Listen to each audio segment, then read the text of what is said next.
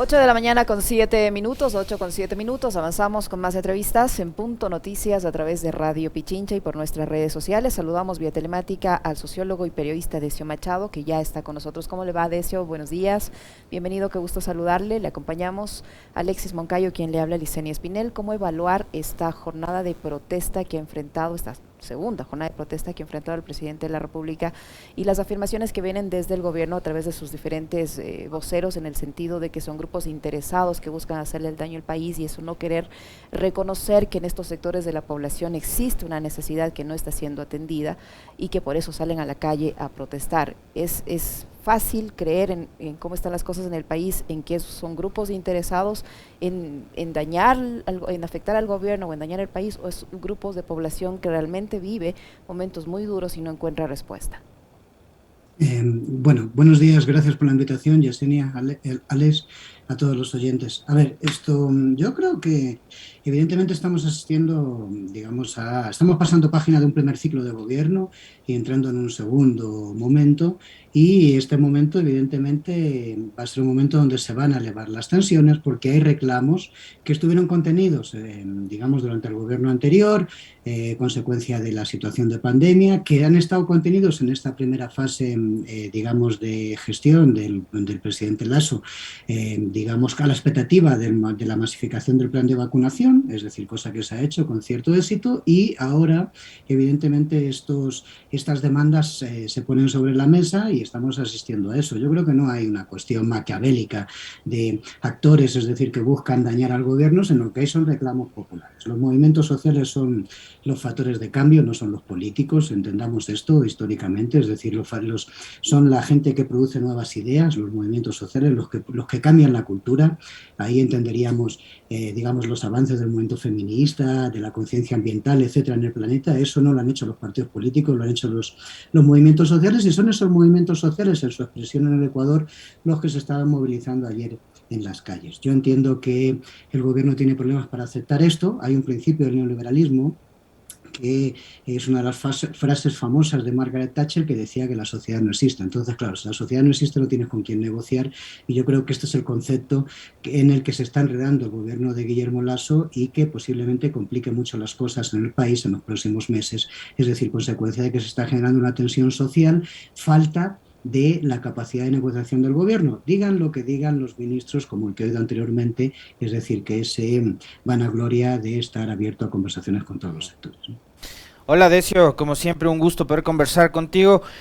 Ahí tengo digamos, una duda con respecto de la influencia que puede tener siempre la proximidad de nuevos eventos electorales.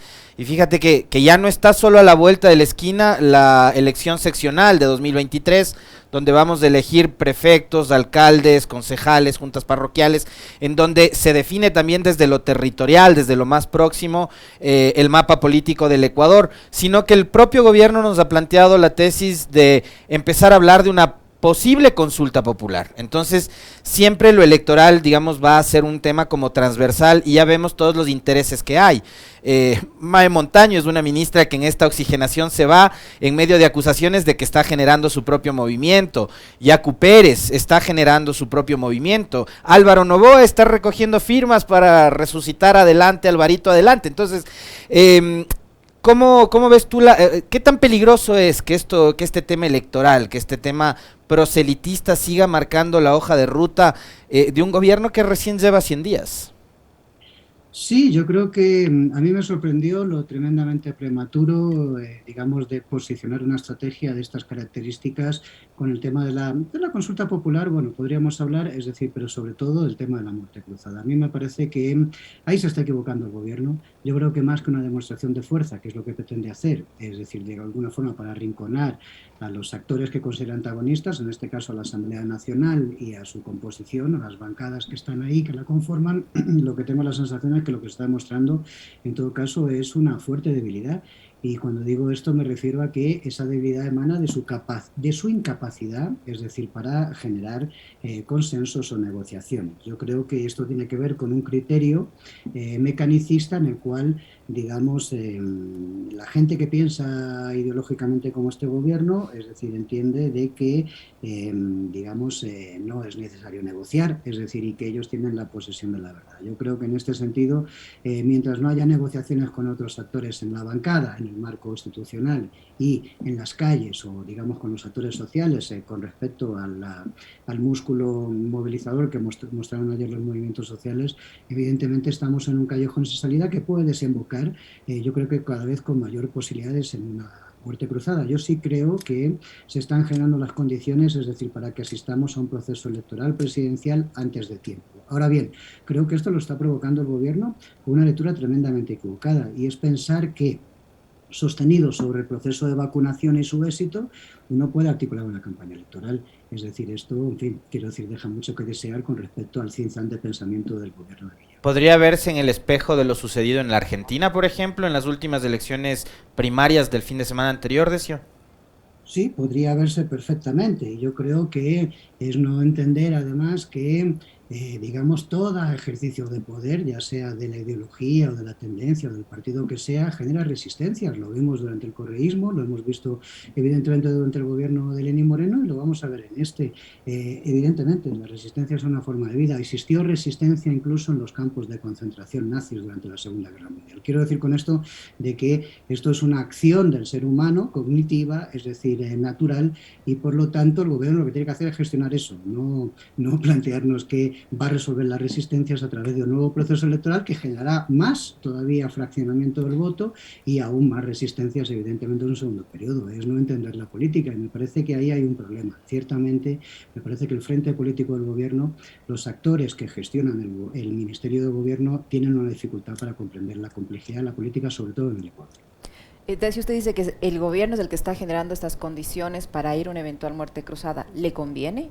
Usted dice que se está haciendo una lectura equivocada del momento político que vive el país. Entonces, una muerte cruzada no necesariamente le va a dar buenos resultados. No, yo creo que no le va a dar buenos resultados. A ver, puede mejorar, digamos, yo creo que hay que entender el proceso electoral, digamos, del 2021, ¿no? Yo creo que el gobierno se encontró con una victoria contra pronóstico, es decir, ni ellos mismos se lo esperaban, lo digo con toda honestidad, y creo que esto se visualizó en el tiempo que le costó conformar incluso el Ejecutivo en todas sus funciones, etcétera, en el momento posterior de la investidura, ¿no? De esos ajustes, o sea, de aquellos desajustes, estos ajustes ahora. Estamos viviendo, digamos, una rearticulación del gabinete de ministros, es decir, esta pequeña crisis ministerial o del gabinete de ministros, es decir, precisamente porque se están reacoplando, porque hubo piezas que se colocaron, digamos, de forma inmediata y no prevista, diría yo, ¿no? En segundo lugar, me parece que sí, que el gobierno está leyendo que un proceso electoral en este momento le permite trabajar con un nivel de trabajar electoralmente con un nivel de apoyos que es superior al que se dio digamos, al que tenía en la campaña del 2021. Quiero recordar que este gobierno ganó con 700 y pico mil votos menos en primera vuelta con respecto a las elecciones del 2017. Es decir, que Tuvo un ganó de una paso forma. cuestionado a la segunda vuelta, de eso hay que recordarlo además, ¿no?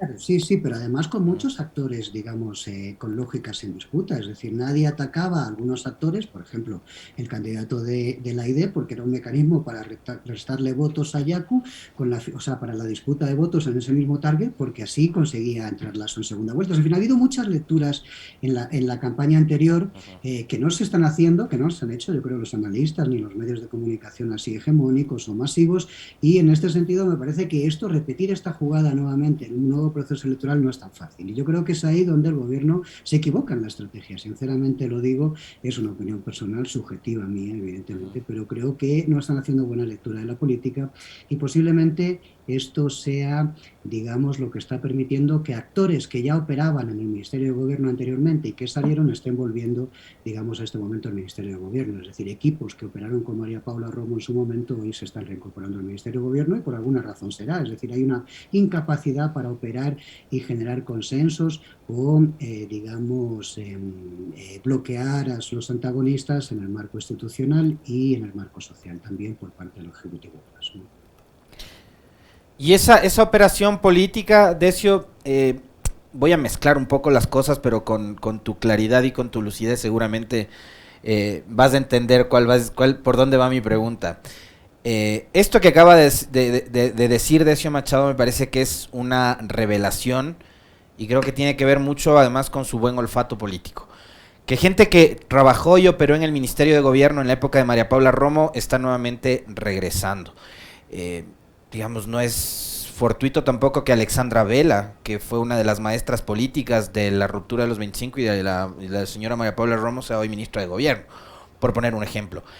Y ahí va la pregunta. ¿Estos operadores políticos pudieron haber sido quienes intervinieron en el último proceso de fiscalización en la Asamblea que con 75 votos censuró y destituyó a Freddy Carrión con una votación dividida de la bancada de Pachacutic, decía?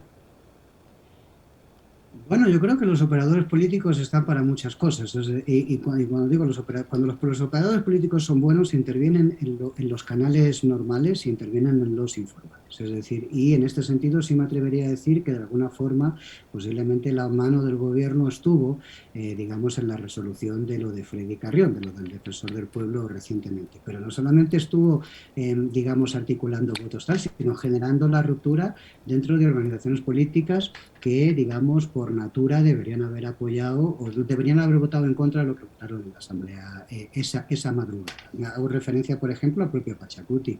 Digamos, entender, es decir, cómo se fraccionó el voto del Pachacuti y cómo las peticiones incluso de la propia Conalle de ponerle sentido común y homogeneidad a ese voto no se dio, digamos, sería un poco naif, es decir, entender de que ahí no están, digamos, los tentáculos del poder operando, digamos, en base a los intereses del Ejecutivo en este caso.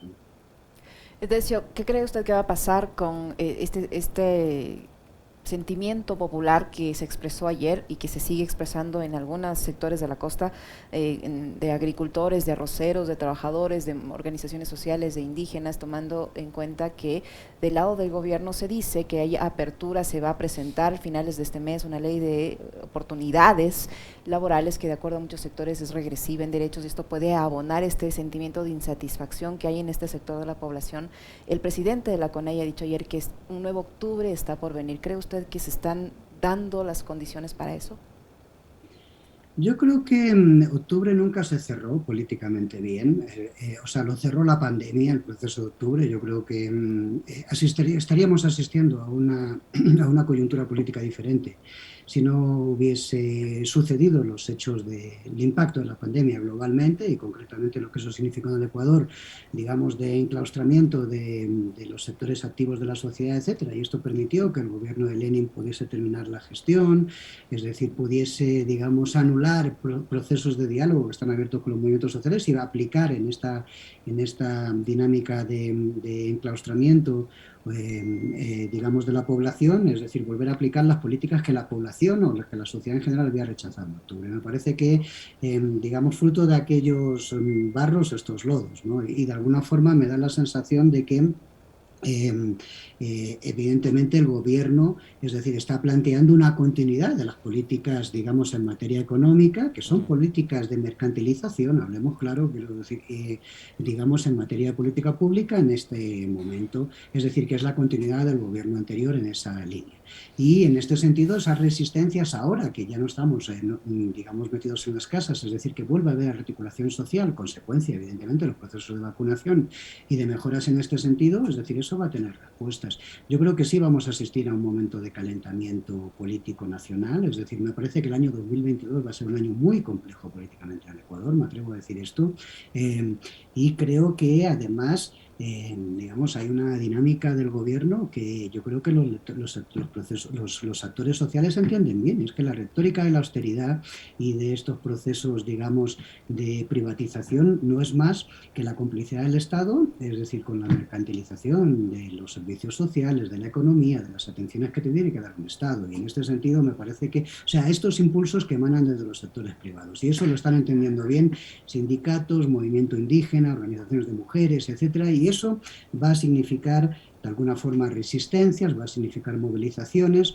y por el bien del país sería bueno que el gobierno genere una línea de capacidad de articular diálogos con esto, es decir, que buscar consensos significa ceder y ceder desde unas posiciones y de otras. Esto es lo que le impide articular consensos en la Asamblea Nacional al gobierno y esto es lo que le impide articular en consensos con los actores sociales al gobierno. Un gobierno que se llama del diálogo y del encuentro, más allá de la retórica, es decir, demuestren capacidades para generar diálogos y encuentros. Dice Decio Machado continuidad en política económica y retomando nuevamente al regreso, posible regreso de gente que operó con María Paula Romo, que se está incorporando también en la operación política. Continuidad también en el relato político, Decio, porque esta semana al presidente Lasso le escuchamos hablar de corrupción y él mencionó nuevamente esa frase trizada de los 70,000 millones de la corrupción del correísmo, de conformar una comisión con Naciones Unidas. Le ha pedido a la fiscal que actúe con crudeza y con rudeza, ha enviado ciertos guiños también a la Fiscalía General del Estado. Entonces me parece que está como volteando a ver a esa estrategia que le sirvió y que le fue muy útil a Lenín Moreno para inmovilizar a adversarios políticos, a rivales políticos, a quienes los vio como enemigos y a quienes quiso encarcelarlos, inmovilizarlos a través de la vía judicial. ¿Crees que esa también es una posibilidad o yo estoy como demasiado anticipado a los acontecimientos? No, creo que eso es una posibilidad, evidentemente, pero creo que va a ser como superadora. A mí no me sorprendería que el gobierno de Guillermo Lasso generase no solamente, digamos, una continuidad en ese relato, en esa narrativa, digamos, de odio, y aquí vale recordar una frase de Benedetti que decía que en el odio nunca se nos perdió nada y nunca encontramos nada en el odio, es decir, eso debería aprenderlo, digamos, este gobierno, sino que además me parece que podría, o sea, que el gobierno está obligado a marcar distancias, pese a que en la práctica haya esa continuidad con respecto al gobierno anterior. Y quiero decir con esto que no me sorprendería que asistiésemos a casos de corrupción o de persecución con respecto incluso al gobierno de Lenín Moreno por parte de este gobierno, con la finalidad de expresar una ruptura digamos, ante la opinión pública con respecto a lo que fue la legislatura anterior en el Ecuador. No, o sea, no te sorprenda esto, Alexis, porque además es posible que exista interés en este gobierno por neutralizar a nuevos actores que parece que van a aparecer en la contienda pública política nacional, ¿no? ¿Qué opinión le genera el tema de la Asamblea Nacional, Decio, tomando en cuenta esta serie de escándalos que la salpican, esta campaña, dicen, desde su cabeza, la señora Guadalupe Llori, esta campaña de desprestigio que se ha emprendido en contra de la Asamblea Nacional y estos choques con el Ejecutivo? ¿Cómo mira usted la situación de la Asamblea? O sea, yo creo que la Asamblea tiene un problema estructural, ¿no? Y lo sabemos, es decir, es la falta de legitimidad, digamos, social que tiene, ¿no?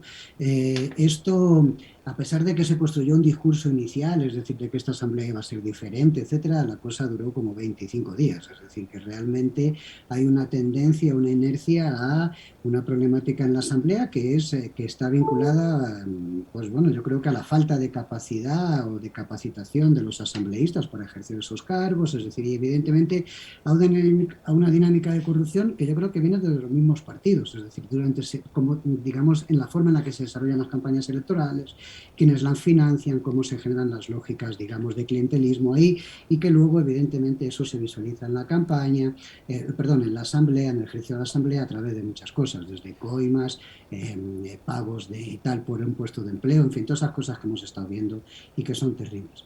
Yo creo que en ese sentido la Asamblea es una Asamblea que sigue sin generar credibilidad. Posiblemente los asambleístas más capacitados estén vinculados o sea, son pocos y yo creo que la mayoría están vinculados a un bloque determinado de oposición, pero también digo que, digamos, la Asamblea tiene una dificultad, o los asambleístas más bien tienen una dificultad de transmitir su mensaje a la ciudadanía. Y lo digo honestamente, yo creo que los sectores progresistas o de las bancadas progresistas ahí, especialmente en la Revolución Ciudadana, es decir, tiene un problema con un discurso de grandes carencias en materia de innovación ideológica, y esto significa que no tiene capacidad de conexión con los sectores jóvenes, y a mí me parece que estamos oyendo la misma retahíla sistemáticamente durante más de una década, y que esto evidentemente les está llevando a un callejón sin salida. En este sentido, yo creo que es necesario reformar las lógicas de pensamiento y la construcción de narrativas, es decir, por parte de los asambleístas en general, defiendan las posiciones que defiendan cada uno desde las sensibilidades políticas con las que se identifica, pero lo que sí es cierto es de que hoy la Asamblea, yo creo que sí está sometida a un ataque por parte del Ejecutivo, que es estratégico y es, digamos, desprestigiar aún más ese estamento en esta lógica, digamos, de antagonismo que se está dando entre los intereses de la Asamblea y del Ejecutivo, pero al mismo tiempo la Asamblea nada en su propia incapacidad y, por lo tanto, digamos, esto debería conllevar una reflexión inteligente por parte de los asambleístas y especialmente por parte de la señora Llori, que es la presidenta, y todo su equipo. Si uno sabe cuál es la estructura del equipo de presidencia de la Asamblea, verá que ahí hay un ejército de gente que debería estar pensando, es decir, y hombre, uno no ve, es decir, por dónde está elucubrando ese pensamiento en función de la praxis que desarrolla. ¿Cuál es la interpretación que hacemos, Decio, de esta oxigenación de gabinete tan prematura también, de la que salen dos figuras políticas, la una mucho más vinculada, creo, con un recorrido más, digamos, más importante, que es Mae Montaño, fue 2 periodos consecutivos legisladora por la bancada del movimiento de gobierno? Yo hacía referencia a que ella públicamente incluso mencionó su salida del movimiento, creo, su desafiliación en el periodo anterior, no es nuevo, han tratado de venderlo así, como que su salida tiene que ver con la conformación de un nuevo movimiento político y demás, cuando ella ya venía trabajando hace rato en eso, ¿no? Pero ella, Vicente Tayano, incorpora otras figuras que le acercan, cambio al gobierno, con los sectores más empresariales, entrando un poco en la lógica que mencionabas tú antes, ¿no? Esta de la mercantilización y demás. Y vienen otras figuras también que han estado muy vinculadas a Creo y al gobierno, por ejemplo, nuestro siguiente invitado, que es Esteban Bernal, que estuvo como gobernador de la SUAY y que ha sido también un cuadro muy cercano al presidente Lasso. ¿Cómo entender esta oxigenación tan próxima de gabinete? Creo que hay dos lecturas ahí transversadas, Alex, al menos desde mi punto de vista. Una es que había una tensión interna dentro de Creo porque la conformación del gabinete de ministros en este primer momento se compuso de mucha gente que no era de Creo, ¿sí? Es decir, los espacios se ocuparon por gente que no era de Creo, ya sean de la ADP, ya sea como Mae Montaño, es decir, que tenía su propio movimiento, ya sea como Sebas Palacios, es decir, el ministro de Deporte, que venía de Suma y no sé ahora mismo si tiene filiación en Suma o es independiente. En fin, quiero decirte que aparecieron varias figuras que, para bien o para mal, en el ejercicio de sus funciones no tenían, digamos, una vinculación orgánica con Creo. Esto generó malestar dentro de las bases de Creo porque había mucha gente que trabajó en la campaña de Lasso y que tenía sus aspiraciones personales de ocupar cargos públicos que se vieron ocupados, es decir, por estas personas no vinculadas a la campaña directamente de Creo. Había un malestar ahí y yo creo que esto, digamos, de alguna forma el presidente Lasso está corrigiendo paulatinamente según gestiona ese malestar interno dentro de su organización política. Y en segundo lugar, me parece que en esta nueva fase, digamos, más de conflicto en el que parece que estamos entrando, hay una necesidad de utilización, digamos, del aparato público, es decir, en pro de los intereses del gobierno. Y me parece que ahí, en el caso, por ejemplo, de Mae Montaño en concreto, es una explicación muy concreta de lo que ha pasado ahí. Es decir, el MIES es un aparato, digamos, una estructura estratégica para hacer política. Sí, es decir, la cantidad de gente que está de alguna forma vinculadas a los big days del Ministerio del Ministerio de Inclusión Social, digamos, ser el gestor de la transferencia de subsidios, es decir, a los sectores históricamente olvidados, el bono al desarrollo, el bono de la pobreza, en fin, todo ese tipo de cosas me parece que hacen de eso un aparato político importante. Evidentemente, yo creo que posiblemente el señor al que ustedes van a entrevistar dentro de un momento, es decir, se corresponde más para poder aplicar ese tipo de dinámicas y políticas a las que haría Mae Montaño en un momento de tensiones políticas como el que parece que vamos a entrar en el próximo curso, ¿no? en el próximo año. Y creo que esto responde ahí. Me parece que hay que leerlo así. Yo creo que la gestión de la ministra Montaño no ha sido ni buena ni mala, es decir, ha tenido un tiempo muy corto, es decir, no se debe a que haya habido fallas en la gestión. Yo creo que no vamos a notar una diferencia en la gestión pública de los fondos del MIES, digamos, de la protección social que se supone que debe dar el MIES, sino más bien a una politización de las estructuras e instituciones públicas, que es algo que ya hizo el correísmo en su momento, que también lo hizo Lenín Moreno y que también lo va a hacer este gobierno. Es decir, parece que es algo estructural a la gestión pública en el Ecuador. Que es lo que anticipó Mae Montaño en su comunicado, ¿no? Que el secretario de la administración le dice prácticamente: queremos del MIES para Creo, para el gobierno, operando para el gobierno. Sí, yo creo que saber leer entre líneas, es decir, el comunicado de Mae Montaño demuestra, indica esto, efectivamente. Es Es decir, yo creo que la cosa está clarita, ¿no, Alexis? Es decir, lo que pasa es que, digamos, en la política hay formas de transmitir la comunicación, ¿no? Ujú. El presidente Lasso ayer le marca la cancha al nuevo ministro y creo que también da luces para sacar interpretaciones con respecto de esto último que señala Decio. El presidente Lasso dice hay que depurar la lista de beneficiarios del bono de desarrollo humano. ¿Crees que lo que se viene ahora es una política de ajuste en materia de proyectos y programas sociales? Un desmantelamiento también de ese tipo de programas sociales, porque acá cuando, por ejemplo, el gobierno anterior ocurría que el Fondo Monetario, los multilaterales anunciaban la llegada de nuevos créditos y demás, y lo primero que te decían es para proyectos sociales, es para programas de ayuda social, y nunca supimos a cuáles programas ni proyectos de ayuda social se destinaron esos recursos. Ahora que también el gobierno está renegociando con el FMI, ha dicho lo mismo, que los recursos se van a utilizar para programas sociales, pero resulta que los $1.000 millones que desembolsa el FMI los van a mandar nuevamente a las reservas internacionales. Entonces, ¿cómo entender este mensaje que ha dado el presidente ayer, de que hay que depurar la lista de beneficiarios del bono? Pues esto es una cosa que ya se discutió, digamos, durante la gestión de Moreno en el gobierno anterior, es decir, se hizo en parte, o sea, no se hizo todo lo que se quería hacer, es decir, porque había falta de músculo político, es decir, para poder afrontar, digamos, este tipo de cosas, o sea, no había fuerza por parte del gobierno ni legitimación social, digamos, y yo creo que evidentemente forma parte de la agenda de Lasso. Yo creo que sí vamos a asistir, evidentemente, a una disminución, a un recorte, es decir, de lo que es las ayudas sociales del gobierno, esto es evidente, es decir, las que pueden ser transferidas al sector privado, es decir, se van a hacer, y las que son estrictamente transferencia, digamos, de monetarias, es decir, como esto del bono, evidentemente eso no puede ser transferido a la gestión privada, es decir, pero sí vamos a asistir a una disminución de eso. Y diría que no solamente una disminución, sino a una lógica de reagenciamiento de eso, es decir, eso va a tener posiblemente una visión política, ¿no? En todo caso, es una contradicción del propio esquema de pensamiento del Cinzán de Ecuador Libre en el gobierno. Digo esto porque hay que recordar que los bonos al desarrollo es una invención de los gobiernos neoliberales previos a la gestión correísta en este país, ¿no? Es decir, que este tipo de transferencias son transferencias que se inventó el neoliberalismo en su peor crisis, es decir, para contener la resistencia social ante las políticas neoliberales que generaban mucho rechazo social, digamos, no solamente en el Ecuador, sino en muchos países de América Latina, ¿sí?